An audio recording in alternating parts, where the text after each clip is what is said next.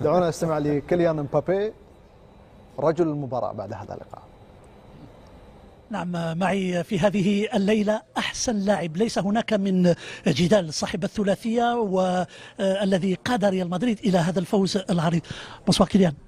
مساء الخير. عليكم السلام. السلام عليكم. كيليان، هاتريك كيليان، برنابيو، ثلاثية في البرنابيو في دور الأبطال أمام مانشستر سيتي. أنت كنت تحلم بهذا سابقا. هذه ليلة كبيرة بلا شك. أنا أفضل أن أتحدث عن المجموعة أولا، لأننا قدمنا مباراة رائعة على الصعيد الجماعي، لكن تسجيل 3 أهداف في مباراة مهمة أمر جيد جدا دائما، ويجب أن نواصل هكذا، لأن الهدف هو أن نعيش ليالي أخرى مثل هذا. أنت ساعدت الفريق بلا شك، ولكن حدثنا عن نفسك كذلك. ما هو الإحساس في داخلك بعد هذه الأهداف؟ الكثير من الفخر بلا شك. أنا سعيد جدا، ولكن كما قلت نحن بلغنا دور 16 فقط، لم نفوز بأي لقب بعد، ولكن الليلة كانت رائعة. يقال بأن الفائز بهذه المباراة عادة هو الفائز بدور الأبطال. نعم، أنا سمعت ذلك، نعم، ولكن كما تعرفون لا يزال هناك مباريات كثيرة، يجب أن نأخذ المباريات واحدة تلو الأخرى. هناك مباراة في الدوري المحلي في الليغا، وسوف ننظر إلى خصمنا ونعرف من نواجه بعدها.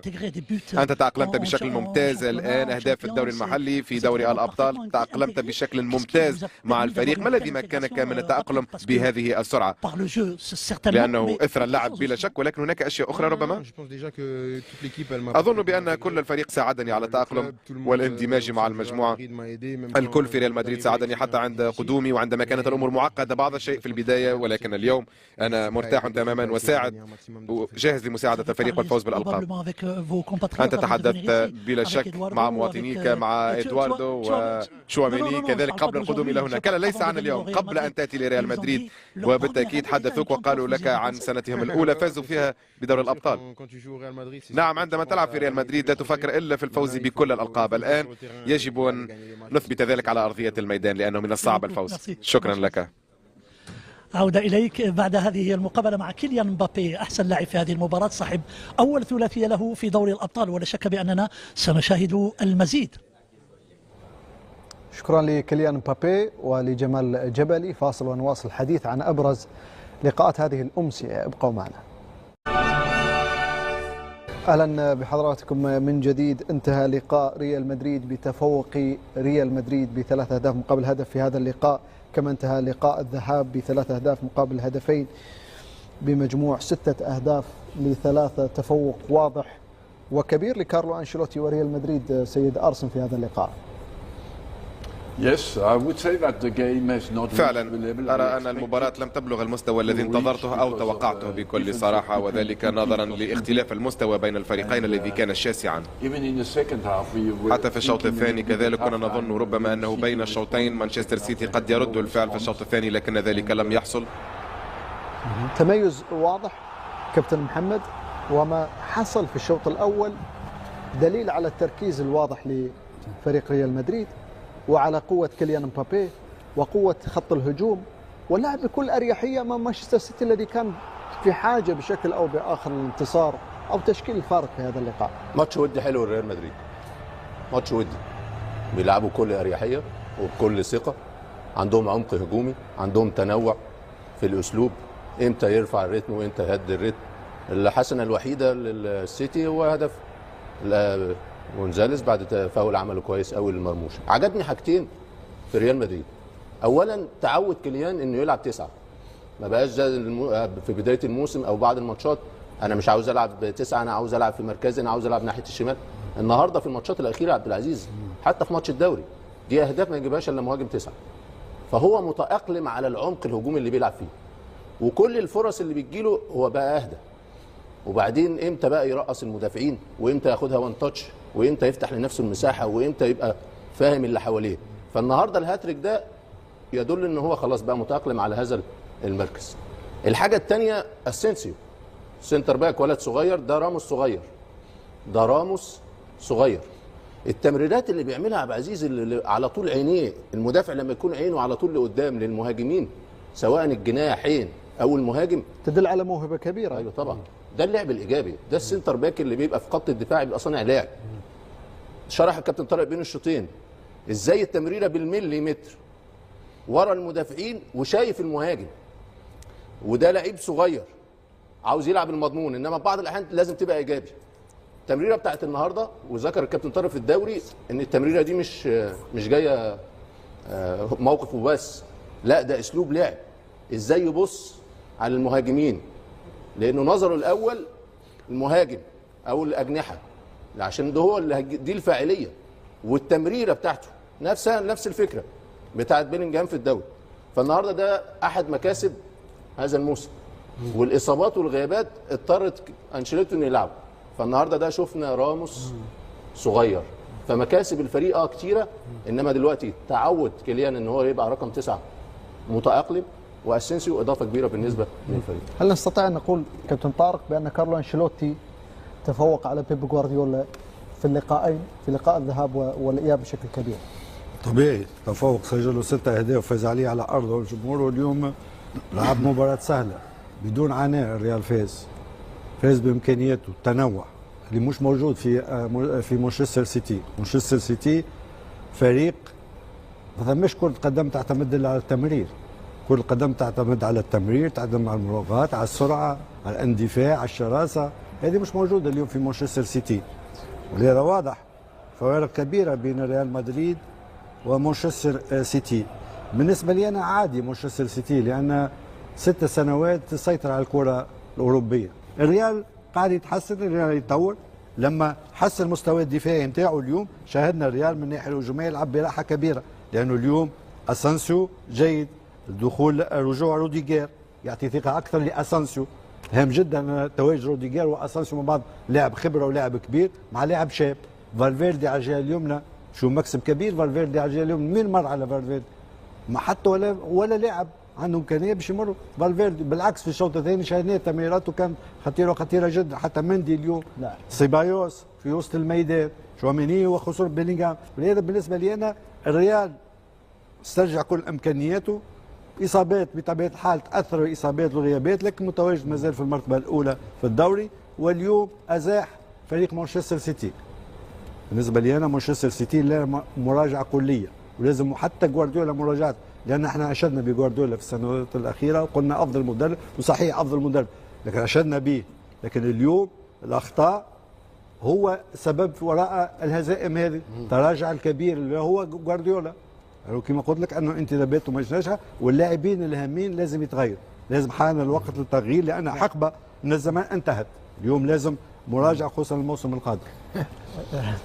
عندك تعليق على الموضوع؟ هو تقريبا يفسر حاله مانشستر سيتي. صحيح اتفق معه، لانه انا يمكن حتى المدرب يعني 7 سنوات اعطى كل شيء، يحتاج الى افكار اخرى جديده. يمكن حتى هو بتحسن، يحتاج لراحه، يحتاج راحه، لانه نعم يحتاج راحه، لانه ارسنال فينجر كان مدرب في فتره من الفترات خلاص يعني تكون عندك الافكار وتكون تحتاج الى بعض الراحه لكي تعود مره اخرى الى. لكن ريال مدريد وين نجح اليوم اكثر؟ هو في بدايه المباراه كان مركز بشكل كبير يا عبد العزيز. الشوط الاول شفنا مغاير على الشوط الثاني. الشوط الاول كان يلعب اكثر دفاع تقريبا متاخر، يعود الى وسط الملعب، يخلي اكثر شيء الكره عند لاعبي السيتي ويتقدموا السيتي، ويحاول ما امكن انه يستخلص الكره ويلعب على التحولات السريعه. تخرج كره يعني يفتقدون الكره بسرعه، ما يقدروش يلعبوا تحت الضغط، يستغلوا المساحات. 3 أهداف انا اظن انها كانت تكون النتيجه اكثر، لكن حتى ريال مدريد يمكن في الدقائق يعني الربع ساعه الاخيره بدا يخف شويه من الريتم، بدا يلعب كره يستحوذ، وشاهدنا في العديد من المرات يمكن 3-4 دقائق هو مستحوذ على الكره. حتى اللاعبين الفريق السيتي مش قادرين انهم يسترجعوا الكره بسرعه، حتى بدنيا تحس انهم منهكين. الفريق كان جاهز، فريق ريال مدريد فاز بكل شيء، حتى في الثنائيات الكره الثانيه خصوصا مع فالفيردي قام بعمل فالفيردي. شوف نوعيه لاعبين تحتاج هذه نوعيه لاعبين. تكلمنا على ناتشو تقريبا يلعب لك هذا فالفيردي، يلعب لك وسط ملعب، يلعب لك الان ظهير ايمن، يلعب لك في كل مراكز، لاعب بدنيا قوي، وهذا هو اللي يخلي دائما ريال مدريد يعني افضل في جميع المباريات تقريبا اللي يلعب في دوري الابطال. دعونا نستمع لكيليان. تفضل. تفضل. But بالنسبة لي أنا رأيت السيتي في العديد من المرات خسروا الكثير من الكرات الليلة أمام فريق لديه رودريغو ليس بلاعب يستعيد الكرات، وفينيسيوس ليس بلاعب يستعيد الكرات، ومبابي كذلك، سيبايوس أيضا ليس بلاعب يستعيد الكرات كثيرا أو يفتك، حتى بيلينغهام كذلك ليس ربما باللاعب الذي لديه خصال دفاعي ويسترجع الكرة. ورأينا السيتي يخسر كرات كثيرة أمام فريق في الأساس هو فريق متوجه كثيرا نحو الهجوم وليس مركز تماما دفاعيا. كانوا نعم متماسكين اليوم دفاعيا ومنضبطين، ولكن السيتي خسر كرات كثيرة جدا وكان لديهم قلة إيمان بما يفعلونه، كان هذا واضحا حتى في الشوط الثاني. خسروا كرات ساذجة كثيرا في الدفاع، أنا تفاجأت بذلك بصراحة. بلا شك هناك أزمة ثقة في فريق السيتي أيضا. حتى تعرف يا مستر أرسنال لولا جوارديولا اللي على الخط أنا كان راح تفكيري إن اللعيبة دي عاوزة تمشي المدرب، لأن ما فيش ولا ردة فعل. بعض الأحيان اللعيبة يرتكبوا أخطاء ما تقول إزاي لعيب في الليفل ده يرتكب نفس الأخطاء دي في التمركز في التمرير. لو حد غير جوارديولا قاعد على الخط أنا كان تفكيري راح إن اللعيبة دي عاوزة تمشي المدرب. ممكن اللعيبه انتهت، ما عادش عندها امكانيات، اللعيبه ما عادش عندها رده فعل، ومش هو المباراه شاهدناها ضد باريس سان جيرمان، ضد ارسنال، ضد فرق لما اللاعب ما عادش عنده رده فعل وما تحسوا انه انتهى. بالنسبه لي برناردو سيلفا انتهى، دي بروين انتهى، حتى دياز اللي مشاهد دياز وستونز كريستيانو كان مباراه عاديه بالنسبه له. لا مش فاهم انه ما يحبوش يلعبوا، انه ما عادش عندهم امكانيات، انه بدنيا الفريق ما عادش حاضر، ذهنيا ما عادش حاضر، معناتها قابل للهزيمه، وقابل للهزيمه حتى كبيره بثلاثه واربعه وخمسه قابل. يعني بتحس انه الفريق لازم اعاده هيكله الفريق من جديد.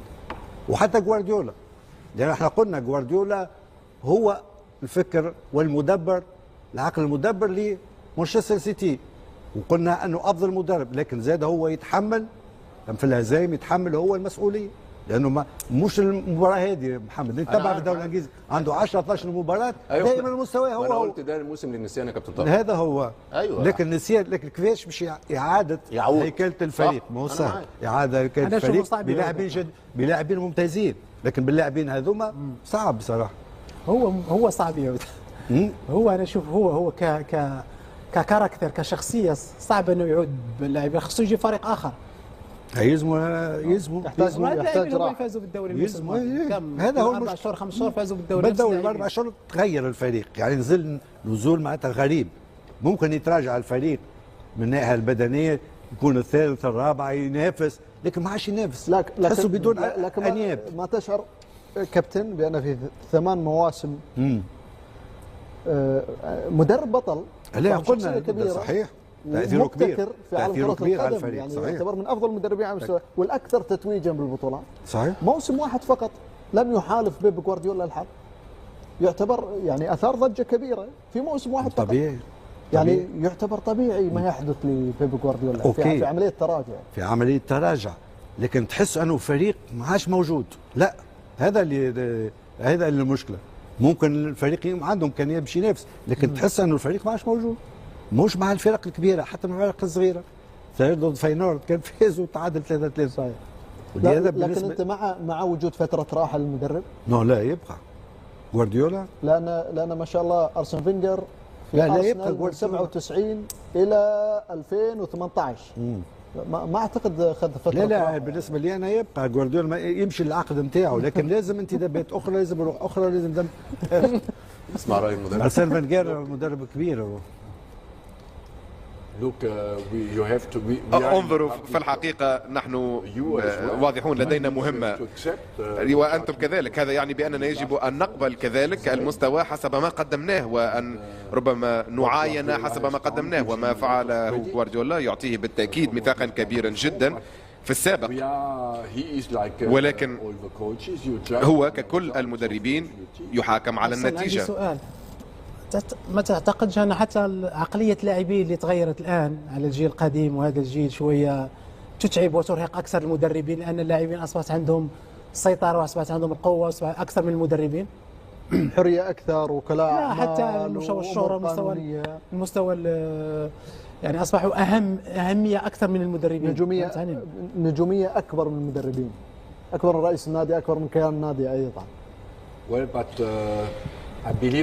نعم، ولكن أؤمن أيضا بأن اليوم اللاعبون أكثر انضباطا. أنت سيد طارق لعبت كذلك في الفترة حيث أن اللاعبين كانوا أحرارا تماما وكان يصعب أكثر السيطرة عليهم واحتوائهم، ولكن اليوم هناك أكاديميات كذلك ويخبرون كيف يجب أن يتعاملوا منذ الصغر. ربما هناك أقل شخصيات قوية مقارنة بالماضي، ولكن بصفة عامة لا أظن بأنه أصعب اليوم السيطرة على اللاعبين أو توجيههم، ولكن ما في الأمر هو أنه عندما تكون في ناد كبير مع أهداف كبيرة حالما تبتعد عن هدفك من الصعب جدا تحفيز اللاعبين مرة أخرى. إذا ما أردت الفوز بالدوري المحلي وبعدها تجد نفسك سابع أو سادس في الترتيب يصعب جدا تحفيز اللاعبين لأنهم ليس لديهم هدف بعدها.